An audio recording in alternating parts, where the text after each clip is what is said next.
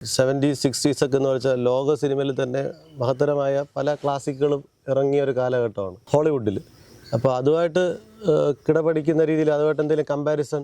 American western ക്ലാസിക്സിൽ നിന്നിൻ്റെ influence definitely അനുകരണം ഷോലയിലുണ്ട്.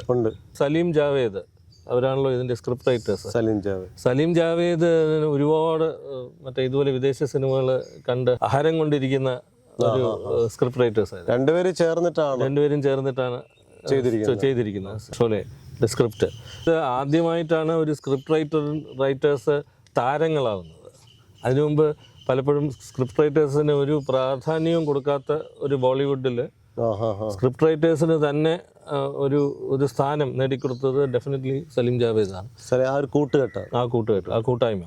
അപ്പോൾ അവർ ഇതുപോലെ വെസ്റ്റേൺ ക്ലാസിക്കൽ ഒരുപാട് കണ്ടിട്ടുണ്ട്. പല സിനിമകളിൽ നിന്നും അതിൻ്റെ ഒരു ഇൻഫ്ലുവൻസ് അവർക്കുണ്ടായിട്ടുണ്ട് തീർച്ചയായിട്ടും. ഫോർ എക്സാമ്പിൾ ഇതിൻ്റെ ത്രെഡ് എന്ന് പറയുന്നത് അവരുടെ ആദ്യം ഒരു 4 ലൈനറാണെന്ന് രമേഷ് സിപ്പിക്ക് അവർ കൊടുത്തിരുന്നത്.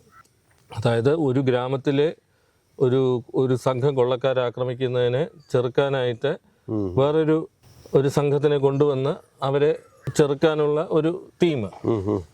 അത് ഒറിജിനലി ആ കഥ എന്ന് പറയുന്നത് 7 സാമുറായി എന്ന് പറഞ്ഞ വിശ്വവിഖ്യാത ഡയറക്ടറായ അകിര കുറോസാവയുടെ കഥയാണത്.